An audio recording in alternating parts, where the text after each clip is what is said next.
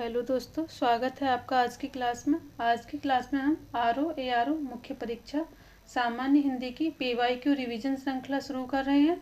आशा है ये सीरीज आपकी परीक्षा के लिए उपयोगी होगी। आज इस श्रृंखला में हम आरओ मुख्य परीक्षा 2021 के पेपर में सामान्य हिंदी से पूछे गए प्रश्नों को हल करेंगे। तो आइए शुरू करते हैं। प्रश्न नंबर 1 देखते हैं। प्रश्न नंबर 1 है, निम्नलिखित में कौन सा वाक्य अशुद्ध है? इसका तात्कालिक प्रभाव पड़ा। पत्र किसके नाम पर लिखा गया? ऑप्शन नंबर सी है, 1 रुपए में कितने पैसे होते हैं? और ऑप्शन नंबर डी, भारत एक समृद्धशाली देश है। तो इसका हमें शुद्ध वाक्य बताना है। कौन सा वाक्य इसमें शुद्ध है? प्रश्न नंबर 1 का सही आंसर होगा ऑप्शन नंबर बी, पत्र किसके नाम पर लिखा गया। अब यहाँ पे देखिए, इसका तात्कालिक प्रभाव पड़ा, ये वाक्य कैसा है? शुद्ध है। पत्र किसके नाम पर लिखा गया, तो यहाँ पे पर नहीं आएगा। इसका शुद्ध रूप क्या होगा? पत्र किसके नाम लिखा गया, क्योंकि पर कहाँ आता है? मैं, पे, पर, ऊपर, ये अधिकरण कारक जहाँ पे होता है वहाँ होता है। ये कारक चिन्ह कहाँ प्रयोग होता है? अधिकरण में। तो यहाँ पे अधिकरण नहीं है, नाम अधिकरण नहीं होता है, तो इसलिए यहाँ पर का प्रयोग नहीं होगा। तो ये वाक्य कैसा है? अशुद्ध है। 1 रुपए में कितने पैसे होते हैं? ये शुद्ध है। भारत एक समृद्धशाली देश है, ये भी वाक्य कैसा है? शुद्ध है। तो प्रश्न नंबर 1 का सही आंसर होगा ऑप्शन नंबर बी, पत्र किसके नाम पर लिखा गया वाक्य अशुद्ध है। अगला प्रश्न हम देखेंगे। प्रश्न नंबर 2 है, निम्नलिखित में कौन सा वाक्य शुद्ध है? मेरे लिए ठंडी बर्फ और गर्म आग लाओ। नंबर 2 है, व्यायाम करना चाहिए जिससे कि स्वस्थ रहें। ऑप्शन नंबर सी है, एक एक करके सभी मर गए। ऑप्शन नंबर डी है, तुम्हारा यह कहना मेरे लिए बड़ी बात होगी। तो इसमें हमें शुद्ध वाक्य बताना है, कौन सा वाक्य शुद्ध है। यहाँ पे देखिए, मेरे लिए ठंडी बर्फ लाओ, तो बर्फ पहले से ही ठंडी होती है, यहाँ ठंडी शब्द का कोई औचित्य नहीं है। और गर्म आग लाओ, तो गर्म शब्द का भी यहाँ कोई औचित्य नहीं है, क्योंकि आग गर्म ही होती है, आग का स्वभाव ही होता है गर्म होना। तो ये वाक्य कैसा हो जाएगा? यहाँ पे अशुद्ध हो जाएगा। तो ये वाक्य शुद्ध नहीं है। दूसरा वाक्य हम देखेंगे। दूसरा वाक्य है, व्यायाम करना चाहिए जिससे कि स्वस्थ रहें। तो ये वाक्य कैसा है? ये वाक्य भी अशुद्ध है। क्यों? व्यायाम करना चाहिए जिससे कि स्वस्थ रहें, नहीं, यहाँ पे ये नहीं आएगा। यहाँ पे क्या आएगा? ताकि व्यायाम करना चाहिए ताकि स्वस्थ रहें, जिससे कि किस स्थान पर? ताकि शब्द यहाँ पे आना चाहिए। तो ये वाक्य भी यहाँ पे अशुद्ध है। एक एक करके सभी मर गए। अब देखिए, यहाँ एक एक कर सभी मर गए, कर के नहीं आएगा। यहाँ पे क्या आएगा? एक एक कर सभी मर गए। ऑप्शन नंबर डी है, तुम्हारा यह कहना मेरे लिए बड़ी बात होगी। अब देखिए, तुम्हारा यह कहना, तो कहना क्या है? पुल्लिंग। तो मेरे लिए बड़ी बात होगी नहीं, बड़ी बात होगा, क्योंकि कहना क्या है? पुल्लिंग, इसी के अनुसार यहाँ पे इसका प्रयोग होगा। तो तुम्हारा यह कहना मेरे लिए बड़ी बात होगा, ये वाक्य ये भी कैसा है? अशुद्ध है। शुद्ध रूप क्या होता? तुम्हारा यह कहना मेरे लिए बड़ी बात होगा। तो यहाँ पे इसका सही आंसर क्या होगा? यहाँ पे ये चारों ही वाक्य कैसे हैं? ये अशुद्ध हैं। यहाँ पे कोई भी वाक्य शुद्ध नहीं है। तो इसके शुद्ध रूप क्या होंगे देखते हैं हम। यहाँ पे पहला है, मेरे लिए ठंडी बर्फ और गर्म आग लाओ। इसका शुद्ध रूप होगा, मेरे लिए बर्फ और आग लाओ। दूसरा है, व्यायाम करना चाहिए जिससे कि स्वस्थ रहें। इसका शुद्ध क्या बनेगा? व्यायाम करना चाहिए ताकि स्वस्थ रहें। तीसरा है, एक एक करके सभी मर गए। तो इसका शुद्ध बनेगा, एक एक करके सभी, एक एक कर सभी मर गए। कर के शब्द नहीं आएगा, कर शब्द आएगा। तुम्हारा यह कहना मेरे लिए बड़ी बात होगी। इसका शुद्ध वाक्य क्या होगा? तुम्हारा यह कहना मेरे लिए बड़ी बात होगा। तो इसमें ये चारों ही ऑप्शन कहते हैं अशुद्ध थे, चारों ही वाक्य, और इसका शुद्ध रूप ये है। अगला प्रश्न हम देखेंगे। प्रश्न नंबर 3 है, इनमें से विलोम शब्दों का गलत युग्म है आविर्भाव, विभाव, अपराधी, निरपराध, उन्मूलन, रोपण या विहित का निषिद्ध। तो इसमें क्या पूछा है, विलोम शब्द का गलत युग्म। अब देखिए आविर्भाव, आविर्भाव का विभाव नहीं होता, आविर्भाव का क्या होता है, आविर्भाव का होता है तिरोभाव। आविर्भाव का विलोम क्या होगा, तिरोभाव। तिरोभाव अर्थात तिरस्कार का भाव। आविर्भाव किसी का आना, आविर्भाव तिरोभाव तिरस्कार करना, तिरोहित से तिरोभाव बना है। तो अपराधी, यहाँ पे दूसरा हम शब्द देखते हैं अपराधी। अपराधी क्या हो जाएगा विलोम, निरपराध। तो ये सही है। अब यहाँ देखिए अगर ये शब्द आता निरपराधी, निरपराधी, तो ये कैसा शब्द होगा, ये शब्द अशुद्ध माना जाएगा क्योंकि निरपराध शब्द नहीं होता है, निरपराधी शब्द नहीं होता है, निरपराध शुद्ध शब्द है। तो यहाँ पे अपराधी का निरपराध क्या है, ये सही है। उन्मूलन का रोपण, ये भी शुद्ध है। उन्मूलन किसी चीज़ को समाप्त करना, रोपण किसी चीज़ को लगाना, तो उन्मूलन का विलोम क्या होगा, रोपण। विहित, विहित का क्या हो जाएगा, निषिद्ध हो जाएगा। तो यहाँ पे गलत युग्म कौन सा था, आविर्भाव का विभाव नहीं होगा, तिरोभाव होगा। तो यहाँ पे ऑप्शन नंबर ए सही माना जाएगा। प्रश्न नंबर 3 का सही आंसर ऑप्शन नंबर ए, आविर्भाव का विभाव नहीं होगा, तिरोभाव होगा। अगला प्रश्न हम देखते हैं। अगला प्रश्न है तत्सम और तद्भव रूप की दृष्टि से नीचे लिखे विकल्पों में कौन सा विकल्प गलत है। आर्द्रक, गीला, आदित्यवार, इतवार, उद्गलन, उगलना, उद्घाटन, उगाड़ना। अब देखिए उद्घाटन तत्सम है, उगाड़ना तद्भव, सही है। उद्गलन तत्सम है, उगलना तद्भव, ये भी सही है। आदित्यवार तत्सम है और इतवार इसका तद्भव है, ये भी सही है। आर्द्रक, आर्द्रक क्या है, तत्सम। अब देखिए आर्द्रक का तद्भव गीला नहीं होता है, आर्द्रक का तद्भव क्या हो जाएगा, अदरक हो जाएगा। क्या हो जाएगा, अदरक का तत्सम क्या होता है, आर्द्रक होता है, और आर्द्रक का तद्भव अदरक होता है। अब गीला का तत्सम क्या होगा, ये दे रखा है यहाँ पे गीला, तो गीला का तत्सम हो जाएगा आर्द्र। आर्द्र, आर्द्र का तद्भव क्या होता है, गीला। जैसे शुष्क होता है, तो शुष्क किसका विलोम है, आर्द्र का। आर्द्र का विलोम क्या हो जाता है, शुष्क होता है। शुष्क अर्थात सूखा, आर्द्र अर्थात गीला। तो इस तरह से यहाँ प्रश्न नंबर 4 का सही आंसर क्या होगा, ऑप्शन नंबर ए, आर्द्रक का गीला नहीं होगा, आर्द्रक का अदरक होगा। तो ये तत्सम और तद्भव रूप की दृष्टि से ये विकल्प क्या है, ये गलत है। प्रश्न नंबर 5 देखेंगे। प्रश्न नंबर 5 है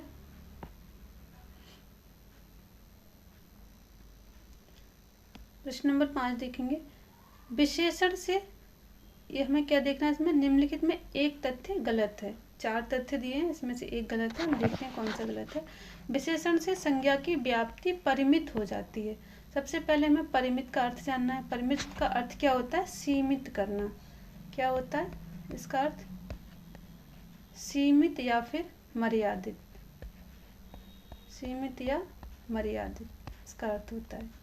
तो विशेषण से संज्ञा की व्याप्ति परिमित हो जाती है। तो ये वाक्य कैसा है, ये सही है। अब इसे देखेंगे कैसे सही है। जिस विकारी शब्द से संज्ञा की व्याप्ति मर्यादित होती है उसे विशेषण कहते हैं, ये वाक्य भी सही है। प्रयोग की स्थिति के आधार पर अंकित शब्द विशेषण और विशेष्य दोनों हैं, ये भी सही है। अब देखिए विशेषण शब्द सदैव विशेष्य के पहले प्रयुक्त होता है, विशेष्य के बाद कभी प्रयुक्त नहीं होता। ये वाक्य कैसा है, गलत है। अब इसे हम एक एग्जाम्पल से समझेंगे। देखिए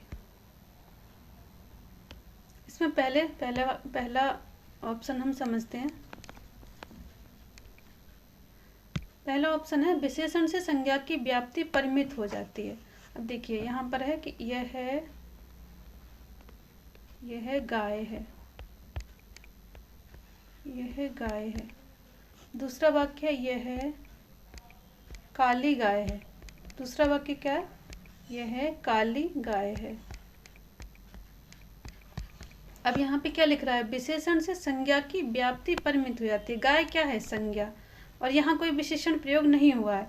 तो यह गाय है, गाय कैसी है, काली है, लाल है, सफ़ेद है, हमें कुछ नहीं पता। तो इसकी व्याप्ति कैसी है, विस्तृत है, मर्यादित नहीं है, कोई मर्यादा नहीं है इसकी कि ये कैसी है, कुछ नहीं पता है, कोई सीमा नहीं है इसकी, कैसी भी हो सकती है गाय, सफ़ेद, काली, नीली, पीली, ये कैसी भी हो सकती है। अब दूसरा वाक्य, यह है काली गाय है। इसमें काली क्या है, विशेषण है, ये क्या है, काली विशेषण, और गाय क्या है, संज्ञा। अब देखिए, अगर हमने लिखा यह काली गाय है, तो यहाँ संज्ञा की व्याप्ति क्या होगी, मर्यादित, कि वह कैसी है, काली, काली है और कैसी भी नहीं है। अब इसका विस्तार हम नहीं कर सकते, क्योंकि यहाँ लिख रहा है कि यह काली है, तो विशेषण ने क्या कर दिया, विशेषण ने संज्ञा की व्याप्ति मर्यादित कर दी कि वह काली है। तो विशेषण से संज्ञा की व्याप्ति परिमित हो जाती है, अर्थात सीमित हो जाती है, अर्थात मर्यादित हो जाती है। ये वाक्य पहला सही है। दूसरा है, जिस प्रकार ये सबसे संज्ञा की व्याप्ति मर्यादित होती है उसे विशेषण कहते हैं, ये भी सही है। अब किससे मर्यादित हो रही है, गाय की व्याप्ति, गाय काली है, ये कौन बता रहा है, विशेषण, काला क्या है इसमें, विशेषण है, तो ये वाक्य भी सही है। जिस विकारी शब्द से संज्ञा की व्याप्ति मर्यादित होती है उसे विशेषण कहते हैं। तीसरा है, प्रयोग की स्थिति के आधार पर अंकित शब्द विशेषण और विशेष दोनों हैं। अब देखिए हम इसे समझते हैं।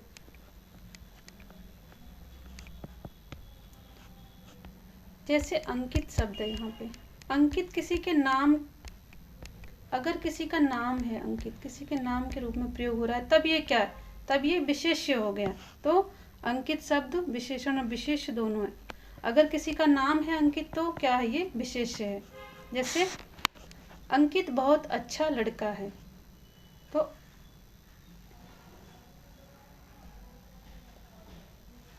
क्या, किसकी विशेषता बता रहा है, अंकित की, अंकित बहुत अच्छा है, या अंकित बहुत बुरा है। तो यहाँ पे अंकित क्या है, विशेष्य हो गया, क्योंकि इसकी विशेषता बताई जा रही है।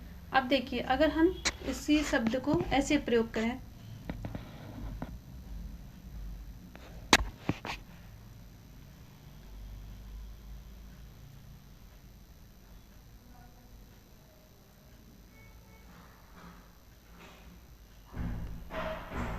जैसे यहाँ पर हम लिखते हैं अंकित शब्द, अंकित शब्द, तो शब्द कैसे हैं, अंकित हैं। तो अंकित क्या बता रहा है, शब्द की विशेषता बता रहा है। अंकित शब्द, दीवार पर अंकित शब्द, इस तरह से कोई अगर वाक्य दे रखा है तो यहाँ पे क्या हो जाएगा, अंकित अर्थात चिह्नित, अर्थात लिखा हुआ। अगर अंकित शब्द का प्रयोग हम चिह्नित के लिए प्रयोग कर रहे हैं, लिखे हुए के पर्यायवाची के रूप में प्रयोग कर रहे हैं, तब यहाँ अंकित क्या हो जाएगा, विशेषण हो जाएगा। तो अंकित का प्रयोग के आधार पर विशेष और विशेषण दोनों तरह से हम प्रयोग कर सकते हैं इसका। ये वाक्य भी क्या है, सही है। अब देखिए हम तीसरा देखते हैं, चौथा देखते हैं। तीन हमने देख लिए। चौथा है, विशेषण शब्द सदैव विशेष के पहले प्रयुक्त होता है, विशेष के बाद कभी प्रयुक्त नहीं होता। अब इसको हम देखेंगे।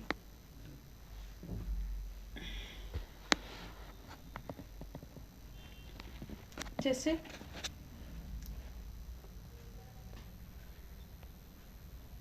यह है काली गाय है। अब इसमें क्या क्या देखिए, एक विशेषण कितने प्रकार के होते हैं, दो प्रकार के। इसको ऐसे समझते हैं, ऐसे नहीं। विशेषण शब्द सदैव विशेष के पहले प्रयुक्त होता है, तो इसे कैसे समझेंगे। एक होता है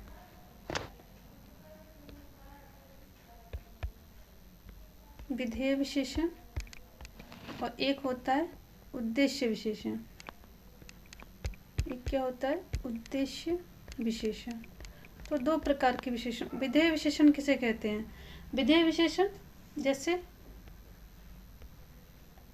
वह लड़की, वह लड़की बहुत काली है।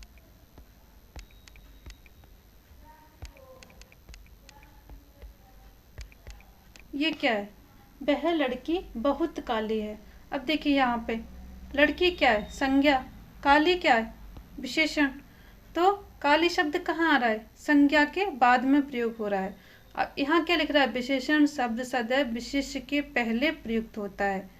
तो विशेषण शब्द विशेष के पहले प्रयुक्त होता है ऐसा अनिवार्य नहीं है, क्योंकि विधेय विशेषण में विशेषण विशेष के बाद प्रयोग हो रहा है। अब देखिए यहाँ पे लड़की है विशेष्य और काली है विशेषण, तो लड़की के बाद यहाँ पे काली का प्रयोग, शब्द का प्रयोग हो रहा है, और लड़की विशेष्य के बाद विशेषण का प्रयोग हो रहा है। तो ये क्या है, विशेषण शब्द सदैव विशेष्य के पहले प्रयुक्त होता है, ये गलत हो गया। दूसरा है विशेष्य के बाद कभी प्रयुक्त नहीं होता। अब देखिए इसको भी हम देखते हैं, विशेष्य के बाद प्रयुक्त होता है कि नहीं, ये तो हमने अभी देख ही लिया है। अब दूसरा जो हमने देखा था उद्देश्य विशेषण, उद्देश्य विशेषण का हम कैसे समझाएंगे, जैसे काली गाय बहुत सुंदर है, काली गाय बहुत सुंदर है, ये किसका उदाहरण है, काली गाय बहुत सुंदर है, ये क्या है, उद्देश्य विशेषण। ये क्या है,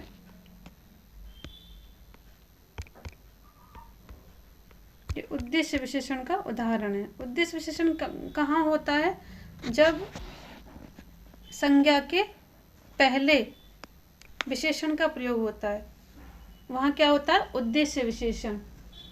तो यहाँ पे गाय क्या है, संज्ञा है, और काली क्या है, विशेषण है। तो जहाँ विशेष से पहले विशेषण का प्रयोग होता है वहाँ उद्देश्य विशेषण होता है। अब देखिए यहाँ लिख रहा है कि विशेष के बाद कभी प्रयुक्त नहीं होता, तो ये हमने देख ही लिया था, विशेष्य के बाद, ये वाला उदाहरण, ये विधेय विशेषण का उदाहरण था। अब विशेषण से शब्द, विशेषण शब्द सदैव विशेष्य के पहले प्रयुक्त होता है, तो ऐसा अनिवार्य नहीं है, ये विशेष्य से पहले भी प्रयुक्त हो सकता है और विशेष्य के बाद, हमने अभी इससे पहले के उदाहरण में हमने देखा था। तो विशेषण शब्द विशेष्य के पहले भी प्रयुक्त हो सकता है और विशेष्य के बाद भी प्रयुक्त हो सकता है, ये दोनों तरह से प्रयुक्त हो जाता है। उद्देश्य विशेषण और विधेय विशेषण, इसके दो एग्जाम्पल हैं। विधेय विशेषण में जो विशेषण होता है वो हमेशा विशेष्य के बाद प्रयोग होता है इसका, और उद्देश्य विशेषण में विशेष्य के पहले विशेषण का प्रयोग होता है। अगला प्रश्न हम देखेंगे। तो इस प्रश्न का सही आंसर कौन सा होगा, निम्नलिखित में एक तथ्य गलत है, तो कौन सा गलत है, ऑप्शन नंबर डी इसमें गलत है, बाकी इसमें सही है। प्रश्न नंबर 5 का सही आंसर होगा ऑप्शन नंबर डी, विशेषण शब्द सदैव विशेष्य के पहले प्रयुक्त होता है, विशेष्य के बाद कहीं प्रयुक्त नहीं होता। तो विशेषण शब्द विशेष्य के पहले और बाद में दोनों में प्रयोग हो सकता है, ये ऑप्शन क्या है, ये गलत है। अगला प्रश्न हम देखते हैं। अगला प्रश्न है, संख्यावाचक विशेषण चौगुना इनमें से है क्रमवाचक विशेषण, आवृत्तिवाचक विशेषण, या फिर गणनावाचक विशेषण, या समुदायवाचक विशेषण। तो संख्यावाचक विशेषण चौगुना क्या है, आवृत्तिवाचक विशेषण। ये क्या है, आवृत्तिवाचक विशेषण है। आवृत्ति जैसे चौगुना, 5 गुना, 6 गुना, ये सब क्या है, ये आवृत्ति हो रही है किसी की संख्या की, तो इसको हम क्या कहेंगे, आवृत्तिवाचक विशेषण कहेंगे। अब इसमें देखिए क्रमवाचक विशेषण, क्रमवाचक विशेषण का उदाहरण क्या है, क्रमवाचक विशेषण का उदाहरण क्या होता है, जैसे पहला, पहला ये क्या है, किसी का क्रम बता रहा है कि कौन सा क्रम है, पहला, दूसरा, ये क्या है, क्रमवाचक विशेषण। इसी तरह से आवृत्तिवाचक चौगुना, 3 गुना, 5 गुना हो गया। गणनावाचक विशेषण क्या होता है, गणना जैसे किसी की गणना की जाती है, 1 2 3 4 ऐसे, 1 2, ये क्या है, गणनावाचक। समुदायवाचक, समुदायवाचक दोनों, तीनों, चारों, ये क्या है, जैसे दोनों, चारों, ये क्या है, गणनावाचक विशेषण, नहीं सॉरी, ये समुदायवाचक विशेषण। गणनावाचक विशेषण 1 2 3 ऐसे, और समुदायवाचक विशेषण दोनों, चारों, पांचों, ये समुदाय का बोध कराते हैं। तो प्रश्न नंबर 6 का सही आंसर क्या होगा, आवृत्तिवाचक विशेषण। चौगुना क्या है, आवृत्तिवाचक विशेषण है। अगला प्रश्न हम देखेंगे। अगला प्रश्न है, निम्नलिखित शब्दों में से कौन सा शब्द मूल रूप से विशेषण है। तो मूल रूप से विशेषण कौन सा शब्द है, ऑप्शन नंबर ए पतला, अर्थ, परिवार, या परलोक। अब इसमें देखिए मूल रूप से जो विशेषण है वो है पतला। पतला शब्द क्या, ये मूल रूप से विशेषण है। बाकी अर्थ, परिवार, ये सब क्या, ये विशेष्य हैं, ये विशेषण नहीं है, ये क्या है, विशेष्य। इनके विशेषण क्या होंगे तब, इनसे अगर हम विशेषण बनाए, अर्थ से क्या बनेगा, अर्थ का हो जाएगा आर्थिक, अर्थ का क्या हो जाएगा आर्थिक। परिवार का क्या हो जाएगा पारिवारिक, परिवार का क्या बनेगा पारिवारिक। और परलोक का क्या बन जाएगा पारलौकिक। ये क्या बन गए इससे विशेष्य से विशेषण बन गए पारलौकिक। तो प्रश्न नंबर 7 का सही उत्तर क्या होगा पतला। पतला क्या है मूल रूप से विशेषण है। अगला प्रश्न हम देखेंगे प्रश्न नंबर 8 है इनमें से विशेषण शब्द नहीं है। विशेषण शब्द कौन सा नहीं है अकूत, अकर्ण, अचार और अचंड। तो इसमें देखिए अचार, अचार क्या ये विशेषण नहीं है। प्रश्न नंबर 8 का सही उत्तर क्या होगा अचार, ऑप्शन नंबर सी अचार। अकूत विशेषण जैसे कहते हैं उसके पास अकूत संपत्ति है, तो अकूत क्या है विशेषण है। इसी तरह से अकर्ण और अचंड भी क्या है ये विशेषण है। अगला शब्द हम देखेंगे अगला प्रश्न देखेंगे। अगला प्रश्न है अनेक शब्दों के लिए एक शब्द के नीचे लिखे विकल्पों में कौन सा विकल्प गलत है। ऑप्शन नंबर ए जंगल की आग दावानल, समुद्र की आग बड़वानल, पेट की आग जठराग्नि और ऑप्शन नंबर डी है आदि से अंत तक अनंत। तो इसमें कौन सा विकल्प गलत है, हमें गलत विकल्प देखना है। तो इसमें आदि से अंत तक, इसको अनंत नहीं कहेंगे, आदि से अंत तक को क्या कहते हैं आद्योपांत,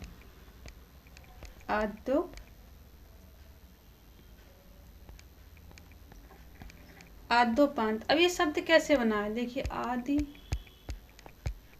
आदि प्लस उपांत से बना है। कैसे बना आदि प्लस उपांत, इसको अगर हम मिला दें तो बन जाएगा आद्योपांत। तो इसमें ये क्या है आदि से अंत तक के अनंत नहीं होता है, आदि से अंत तक के लिए एक शब्द का प्रयोग होता है वो है आद्योपांत।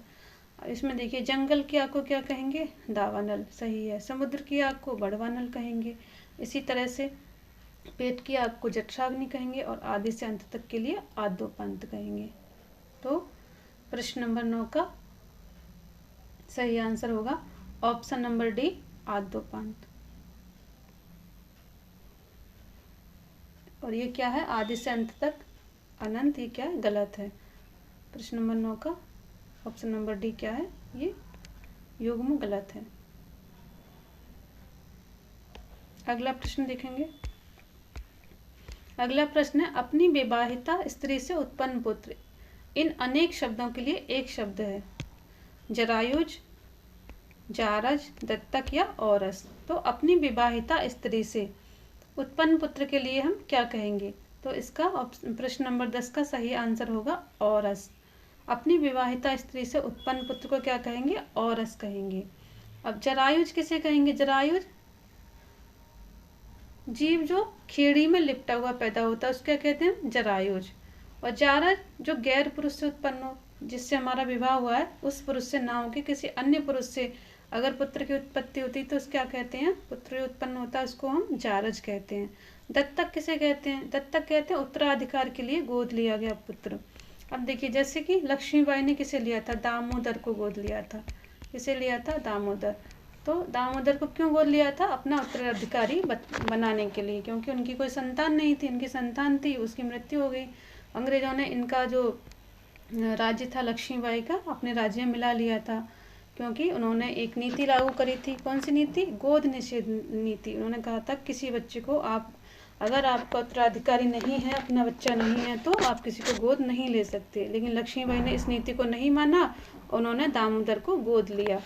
तो उत्तराधिकारी के लिए अगर हम किसी बच्चे को गोद लेते हैं उसको क्या कहते हैं दत्तक पुत्र। जैसे कि दामोदर, जैसे लक्ष्मीबाई के पुत्र थे दामोदर कैसे थे उनके दत्तक पुत्र थे। तो प्रश्न नंबर 10 का सही आंसर क्या होगा औरस। अपनी विवाहिता स्त्री से उत्पन्न पुत्र को क्या कहते हैं औरस कहते हैं। अगला प्रश्न हम देखेंगे प्रश्न नंबर 11 देखेंगे।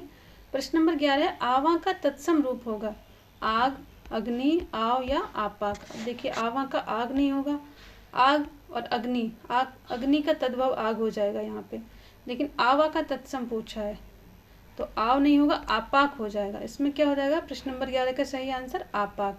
आपा किसे कहते हैं? जो भट्टी होती है, भट्टी, या फिर कुम्हार जिसमें किसी मिट्टी के बर्तन को पकाते हैं, उसको क्या कहते हैं? हम आपाक कहते हैं। तो आवा का जो तत्सम होगा वो आपाक होगा। अब देखिए यहाँ पे एक उपन्यासकार हैं चित्रा मुद्गल, क्या नाम है उनका? चित्रा मुद्गल, चित्रा मुद्गल। इनका एक उपन्यास है, उसका नाम भी क्या है? आवा। इनके उपन्यास का नाम क्या है? आवा। तो आवा ही इन्होंने अपने उपन्यास का नाम क्यों रखा? क्योंकि इन्होंने अपने उस उपन्यास में स्त्री विमर्श और श्रमिक वर्ग की त्रासदी का वर्णन किया है। तो उन्होंने कहा है कि जो समाज जो है, समाज रूपी भट्टी में, यानी समाज, यहाँ आवा किसको कहा इन्होंने? समाज को। समाज रूपी जो आवा है या आपाक है या भट्टी है, उसमें कौन लोग सबसे ज़्यादा, किन किन लोगों को सबसे ज़्यादा पकाया जा रहा है? स्त्री को और किसको? श्रमिक वर्ग को। तो अब आपको आवा का अर्थ अच्छे समझ आ गया होगा कि इन्होंने, चित्रा मुद्गल ने अपने उपन्यास का नाम आवा ही क्यों रखा? क्योंकि आवा रूपी भट्टी, समाज रूपी आवा में श्रमिक वर्ग और स्त्री वर्ग पक रहा है, यानी उसको भुना जा रहा है उसमें। तो आवा का तत्सम रूप क्या होता है? आपाक होता है। आपाक अर्थात जिसमें मिट्टी के बर्तन पकाए जाते हैं। अगला प्रश्न हम देखेंगे। अगला प्रश्न है, इनमें से सरल शब्द का विलोम नहीं है, विरल, वक्र, कुटिल या कठिन। तो देखिए सरल का वक्र भी होता है, कुटिल भी होता है और कठिन भी होता है। सरल का अर्थ सीधा भी होता है, वक्र का अर्थ टेढ़ा होता है, कुटिल का अर्थ भी टेढ़ा होता है और कठिन का अर्थ तो विलोम तो हो ही सकता है सरल। और विरल, तो इसका क्या विलोम? विरल इसका नहीं होगा। सरल का विलोम विरल नहीं होगा। सरल का विलोम क्या हो सकता है? वक्र हो सकता है, कुटिल हो सकता है और कठिन हो सकता है। तो इसका सही आंसर क्या होगा? विरल।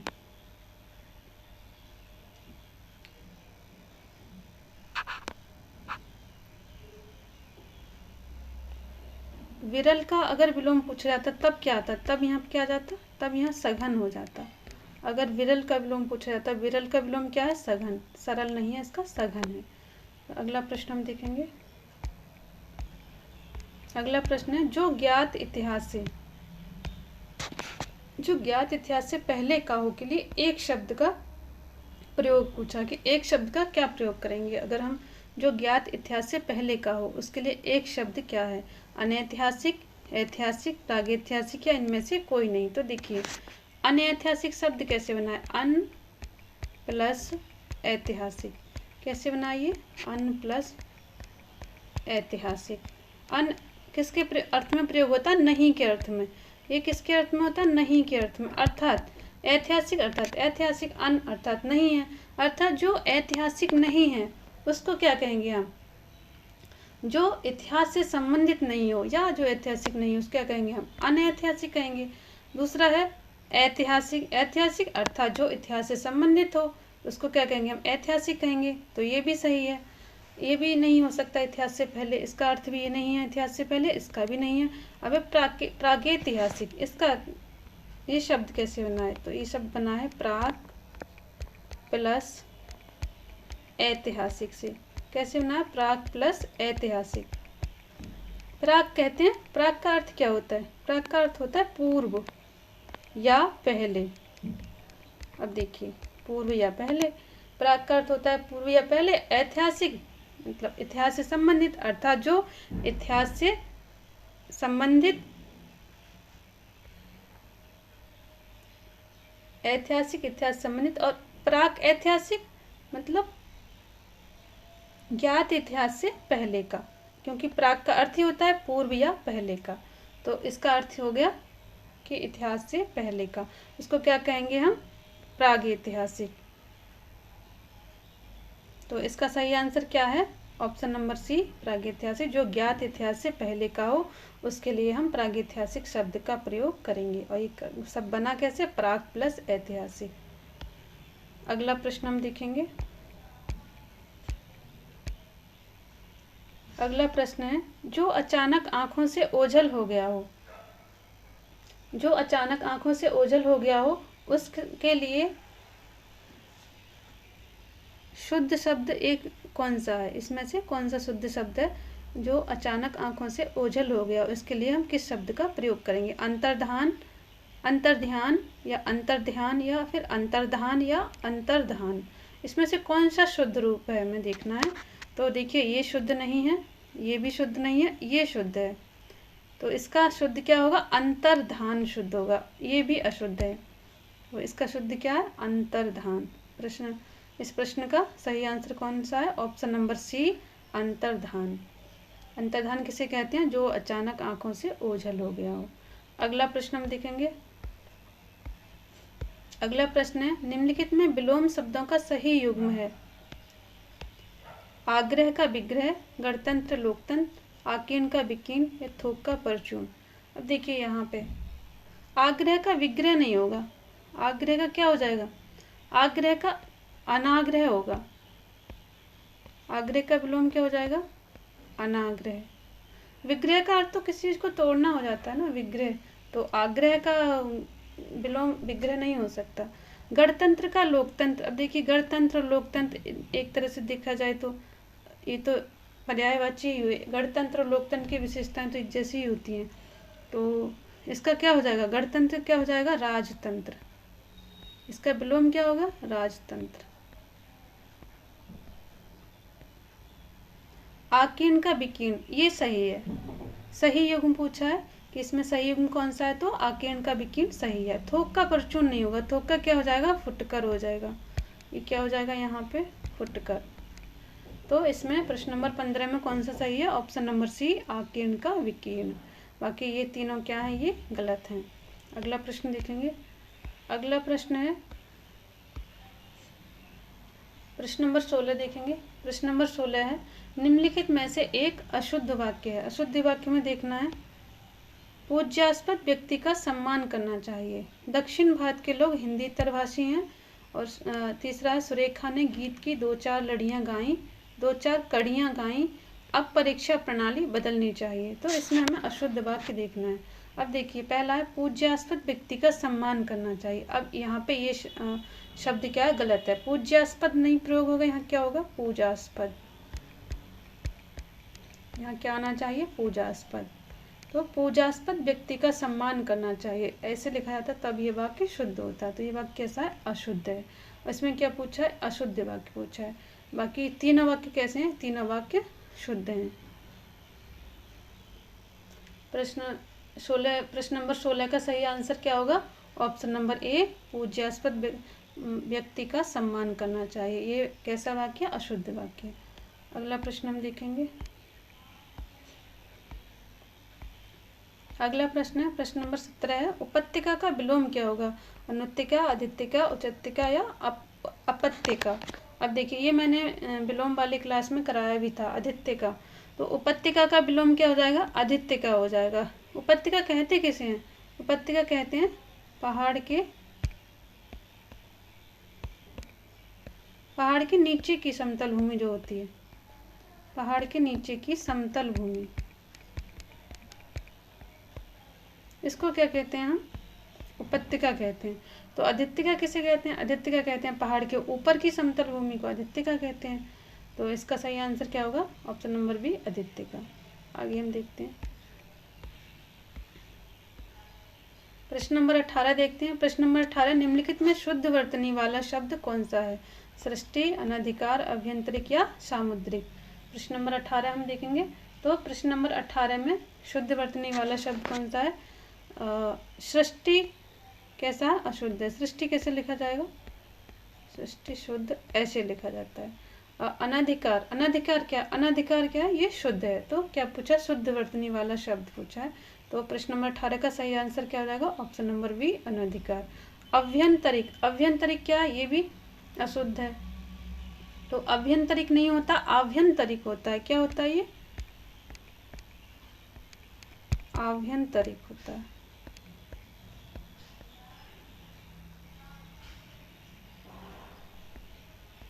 क्या होता? आभ्यंतरिक।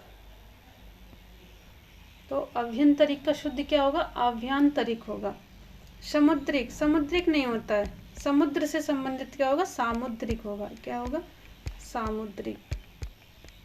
समुद्र से शब्द बना है सामुद्रिक, तो इसका शुद्ध क्या होगा? सामुद्रिक होगा। तो इसमें शुद्ध वर्तनी वाला शब्द कौन सा? अनधिकार। बाकी सब क्या है? सृष्टि, अभियंत्रिक, समुद्रिक क्या है? अशुद्ध है। अगला प्रश्न देखेंगे। अगला प्रश्न है प्रश्न नंबर 19। जो बाएं हाथ से सदा हुआ है के लिए एक शब्द है। सब्यसाची, वामपंथी, वज्रपाणी या वीणापाणी। अब देखिए ये हमने शब्द पर्यायवाची शब्द की क्लास कराई थी, उसमें शब्द करा रखा है सब्यसाची। तो जो बाएं हाथ से सदा हुआ है उसके लिए एक शब्द का प्रयोग क्या करेंगे हम? सब्यसाची। सब्यसाची जिसने अपने बाएं हाथ को साध लिया हो। और सब्यसाची किसके लिए प्रयोग करा जाता था? ये अर्जुन के लिए। सब्यसाची किससे कहते हैं? अर्जुन के लिए कहते हैं, क्योंकि अर्जुन ने अपने दाएं हाथ के साथ साथ बाएं हाथ को भी साध लिया था। वो अपने बाएं हाथ से भी निपुणता के साथ धनुर्विद्या का प्रयोग कर सकते थे, इसलिए उनका नाम था सब्यसाची। और किस में कहा गया है? महाभारत में अर्जुन को सब्यसाची कहा गया है। अगला प्रश्न देखते हैं। अगला प्रश्न है, इनमें से तत्सम तद्भव का एक शब्द युग्म अशुद्ध है। इसमें अशुद्ध युग्म ढूंढना है। इच्छिका का क्या है? छाछ, ईख, इक्खु, उद्वर्तन, उबटन, मिष्ट, मीठा। तो देखिए इच्छिका का तद्भव क्या? छाछ। तो छाछ का तत्सम इच्छिका नहीं होता है, क्या होता है? छच्छिका होता है। क्या होता है? छच्छिका।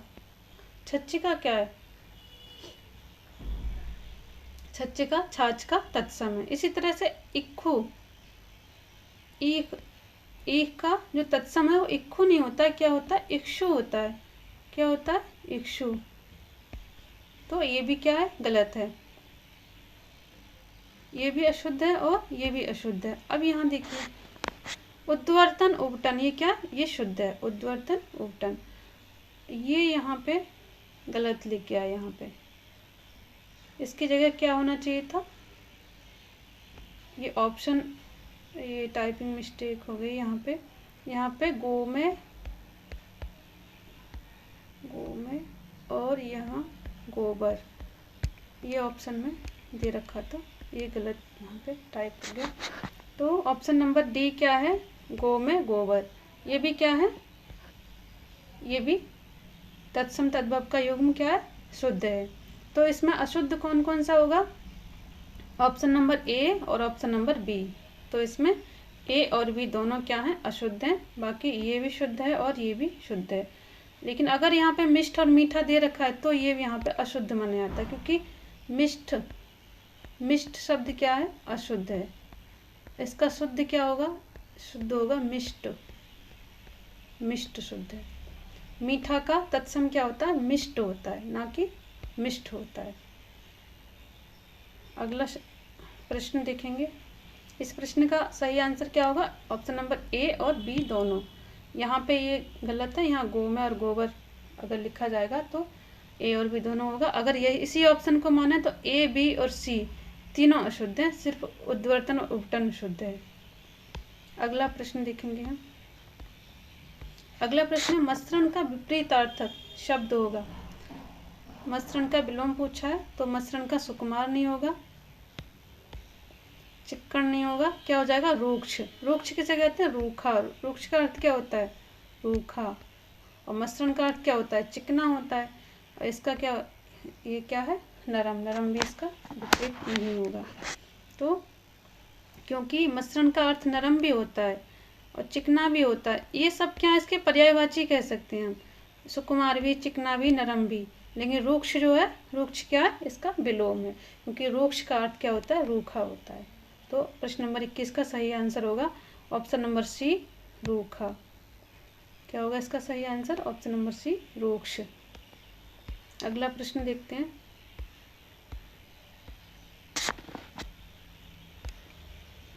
प्रश्न नंबर 22 देखेंगे। निम्नलिखित में तत्सम तद्भव का गलत युग्म है। प्रश्न नंबर 22, ऑप्शन नंबर ए सुघट, सुघड़, ज्ञातिग्रह, नहर, पर्णशालिक, पंसारी, प्रतिवेशी, मवेशी। इसमें तत्सम तद्भव का गलत युग्म कौन सा है? सुघट्ट का सुघड़ सही है, ज्ञातिग्रह का नहर ये भी सही है, और पर्णशालिक का पंसारी ये भी सही है। प्रतिवेशी का क्या? मवेशी नहीं होता है, प्रतिवेशी क्या होता है? पड़ोसी होता है। इसे क्या कहेंगे, इसका तद्भव पड़ोसी होगा। पड़ोसी का तत्सम क्या होता है, प्रतिवेशी होता है। तो प्रश्न नंबर 22 का सही आंसर क्या होगा, ऑप्शन नंबर डी, प्रतिवेशी का मवेशी नहीं होगा, प्रतिवेशी का तद्भव क्या होता है, पड़ोसी होगा। अगला प्रश्न हम देखेंगे। अगला प्रश्न है, मोक्ष पाने की इच्छा करने वाला इन अनेक शब्दों के लिए शुद्ध शब्द इनमें से है। तितिक्षा, तितिर्षु, तितिक्षु या मर्जीवा। मोक्ष पाने की इच्छा करने वाला, मोक्ष पाने की इच्छा करने वाले को हम क्या कहेंगे, एक शब्द में तितिक्षा कहेंगे, तितिर्षु कहेंगे, तितिक्षु या फिर मर्जीवा कहेंगे। तो इसको हम क्या कहेंगे, इसको तितिर्षु कहेंगे।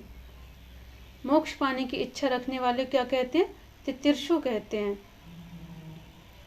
अब तितिक्षा किसे कहते हैं, तितिक्षा कहते हैं जाड़ा, गर्मी, वर्षा या दुख सुख सभी को सहन करने की जो शक्ति होती है उसको क्या कहते हैं, तितिक्षा कहते हैं। तितिक्षा अर्थात सर्दी गर्मी दुख आदि सहन करने की शक्ति, तितिक्षा।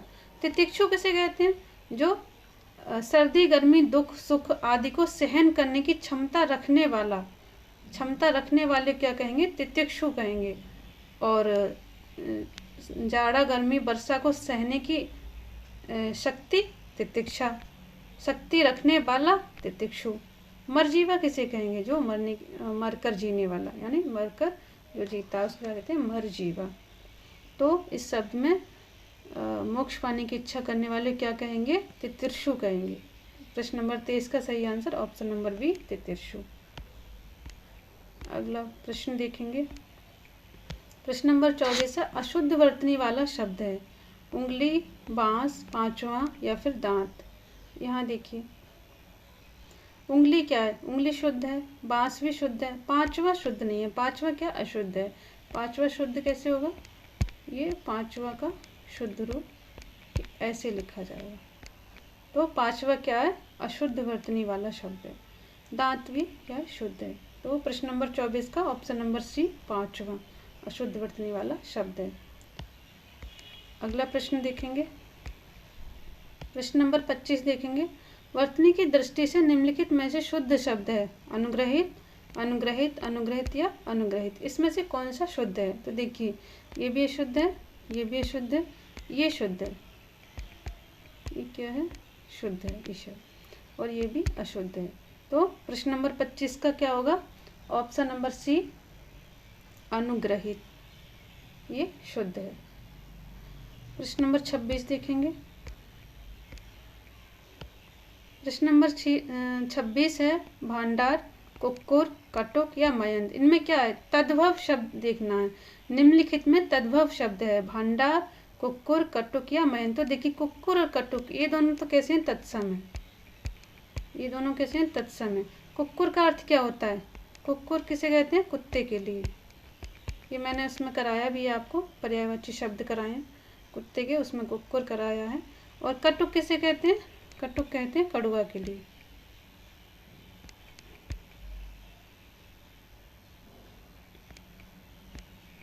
कड़ुआ।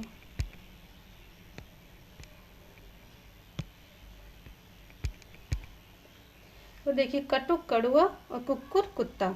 और इसमें भांडार और मयंद क्या है, ये तद्भव है। भांडार को क्या कहते हैं, इसका भांडार का तत्सम क्या होगा, इसका तत्सम होगा भांडागार। भांडार का तत्सम क्या होगा, भांडागार। और मयंद का क्या हो जाएगा, मृगेंद्र। क्या हो जाएगा, इसका मृगेंद्र हो जाएगा।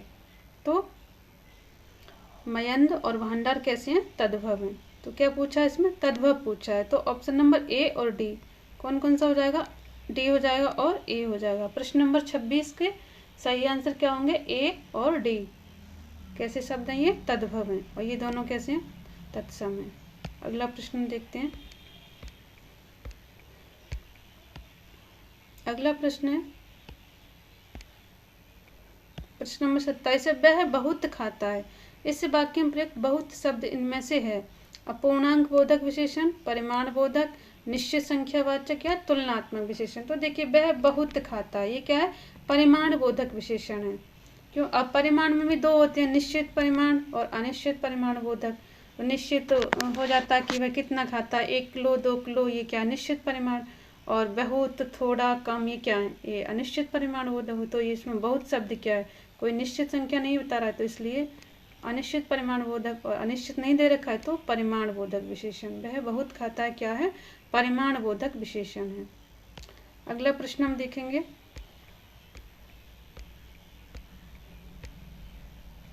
और यहाँ पे इसको थोड़ा देख लेते हैं। जैसे वह बहुत खाता है, इस वाक्य में प्रयुक्त बहुत शब्द परिमाण बोधक विशेषण है। अपूर्णांक बोधक जैसे पौने, सवा, 1.5, 2.5 रुपया, पौने 2 रुपये या 1.5 रुपया, इस क्या है, अपूर्णांक बोधक विशेषण। निश्चित संख्यावाचक विशेषण किसे कहते हैं, जैसे 1, 5, 7, दूसरा, ये क्या हो गए, निश्चित संख्यावाचक विशेषण हो गए। इसी तरह से तुलनात्मक विशेषण, विशेषण की मूलावस्था में तर अथवा तम लगाकर उसकी उत्तरावस्था और उत्तमावस्था को तुलनात्मक दृष्टि से दिखाया जाता है। जैसे अधिक का अधिकतर और अधिकतम, या श्रेष्ठ का श्रेष्ठतर, श्रेष्ठतम, ऐसे हो सकता है। तो ये क्या है, तुलनात्मक विशेषण के उदाहरण है। अगला प्रश्न हम देखेंगे। प्रश्न नंबर 28 है, इनमें से तत्सम तद्भव का शुद्ध रूप है या शुद्ध युग्म है। श्रेष्ठ का सेठ, अरहट, रहट, कंकती, कंघी और गोमे का गोबर। अब यहाँ भी देखिए,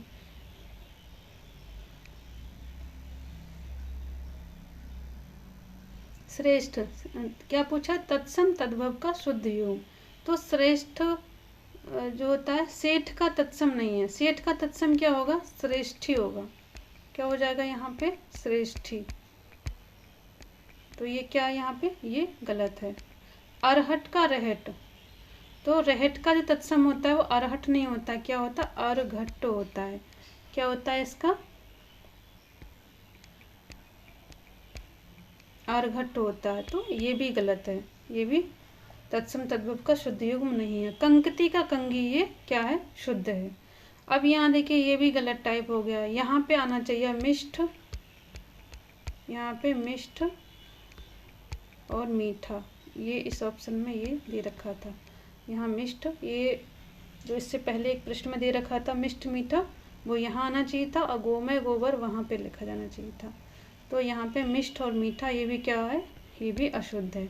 यहाँ क्या होना चाहिए, मिष्ठ की जगह मिष्ट होना चाहिए था, और मीठे का तत्सम क्या होता है, मिष्ट होता है। तो यहाँ पे प्रश्न नंबर 28 में कौन सा सही है, ऑप्शन नंबर सी, कंकती का कंघी। बाकी सेठ का सृष्टि होता है, रहट का अरघट्ट होता है, और मीठा का मिष्ट होता है, मिष्ट नहीं होता। तो इसका ऑप्शन नंबर सी सही है। शुद्ध युग्म कौन सा है, तत्सम तद्भव का, कंकती का कंघी। अब यहाँ पे देखिए, मैंने एक शब्द आपको बताया था मिष्ट, मिष्ट का क्या दे रखा था, मीठा। तो ये क्या अशुद्ध है। मिष्ट का क्या होता है, मिष्ट होता है, मिष्ट। ये कैसे बना है, अब यहाँ पे देखिए, आपने बहुत सारे दुकानें देखी होंगी, बहुत सारी, उस पर क्या लिखा होता है, मिष्ठान्न लिखा होता है, मिष्ठान भंडार, मिष्ठान लिखा होता है, ऐसे लिखा होता है मिष्ठान। तो ये क्या, ये अशुद्ध है।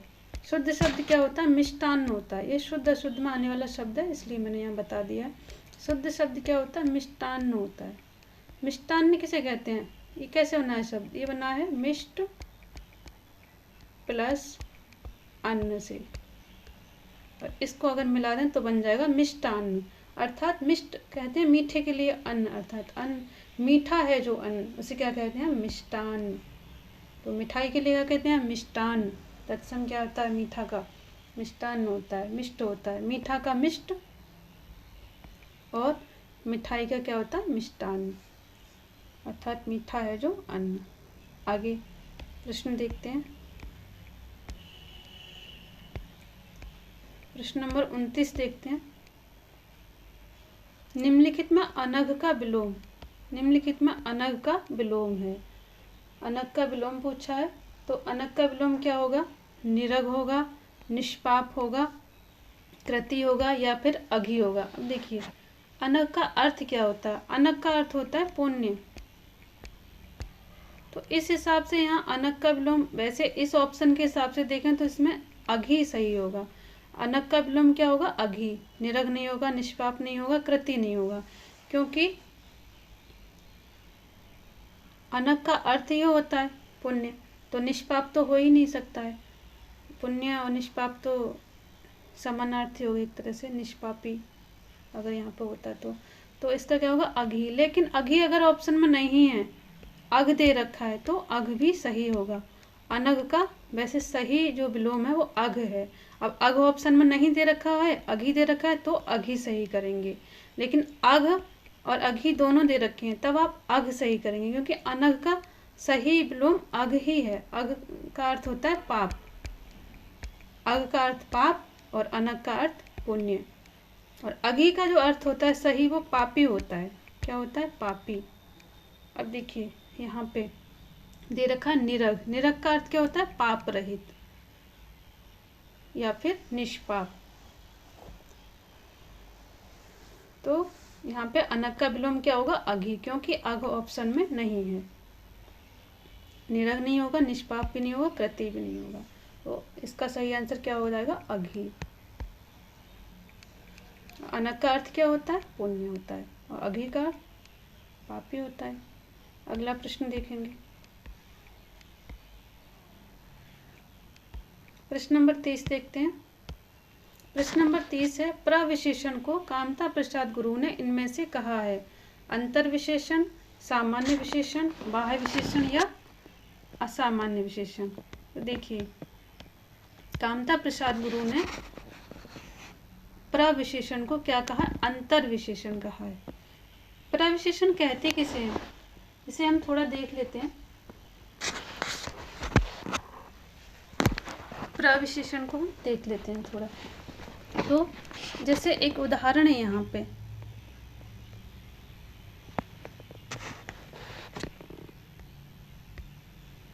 जैसे उदाहरण है कश्मीरी सेब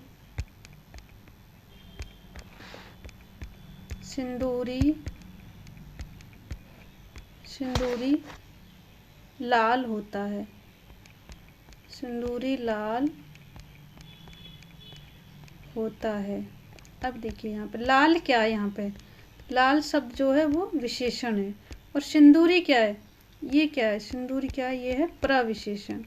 तो प्रविशेषण किसे कहेंगे? जो विशेषण की विशेषता बताए उसे हम क्या कहते हैं? उसे हम प्रविशेषण कहते हैं। और सिंदूरी शब्द किसकी विशेषता बता रहा है? लाल की विशेषता बता रहा है। लाल तो विशेषण है ही, लेकिन कैसा है सेब? सिर्फ लाल नहीं है, सिंदूरी लाल है। कश्मीरी सेब सिंदूरी लाल है, तो सिंदूरी शब्द लाल की विशेषता बता रहा है। जो विशेषण की विशेषता बताए उसे प्रविशेषण कहते हैं। तो प्रविशेषण को कामता प्रसाद गुरु ने क्या कहा है? अंतर विशेषण कहा है। इसी तरह से जैसे हम कहें पूजा बहुत सुंदर है, तो सुंदर की विशेषता कौन बता रहा है? बहुत। तो बहुत क्या हो गया? इसमें प्रविशेषण हो गया। अर्थात जो विशेषण की विशेषता भी बताए उसे हम क्या कहते हैं? प्रविशेषण कहते हैं। और कामता प्रसाद गुरु ने प्रविशेषण को अंतर विशेषण कहा है। तो आज की क्लास यहीं समाप्त होती है। धन्यवाद।